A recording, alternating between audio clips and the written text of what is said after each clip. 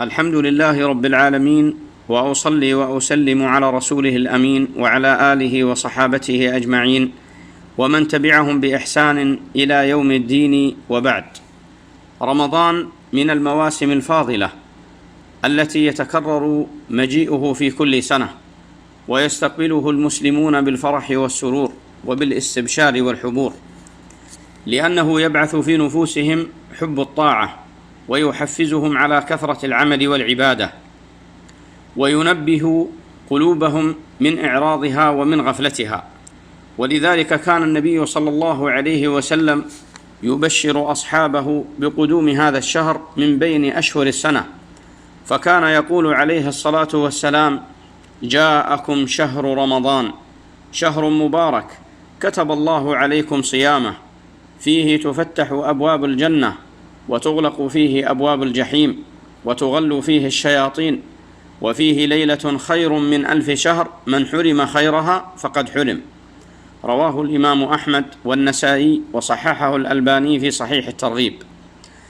قال ابن رجب الحنبلي رحمه الله: قال بعض العلماء: هذا الحديث أصل في تهنئة الناس بعضهم بعضا بشهر رمضان. كيف لا يبشر المؤمن بفتح أبواب الجنان؟ كيف لا يبشر المذنب بغلق أبواب النيران؟ كيف لا يبشر العاقل بوقت يغل فيه الشيطان؟ من أين يشبه هذا الزمان زمان؟ ذكر ذلك في لطائف المعارف يرحمه الله. أيها الإخوة والأخوات، إدراككم لشهر رمضان هذه فضيلة عظيمة، وينبغي عليكم أن تستغلوا هذه النعمة التي أنعمها الله عز وجل عليكم، وهذه المنحة الربانية أن مد في أعمالكم حتى بلغتم شهر الصيام، شهر القيام، شهر العتق من النيران، الشهر الذي ترفع فيه الدرجات وتقال فيه العثرات، ويتجاوز الله جل وعلا فيه عن الخطيئات، شهر جمع الله عز وجل فيه من الفضائل ما لم يجمعها في غيره.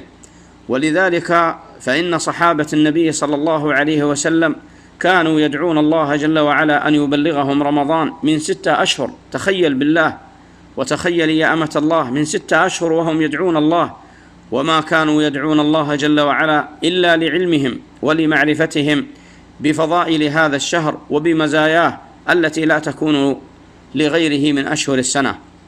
فجدوا واجتهدوا وأروا الله جل وعلا من أنفسكم خيرا. أسأل الله جل وعلا كما بلغنا أوله أن يبلغنا آخره، وأن يعتقنا وإياكم من النار، وأن يجعلنا وإياكم ممن كتب الله لهم الجنة بدون حساب ولا عذاب. وجزاكم الله خير، والله أعلم، وصلى الله على نبينا محمد.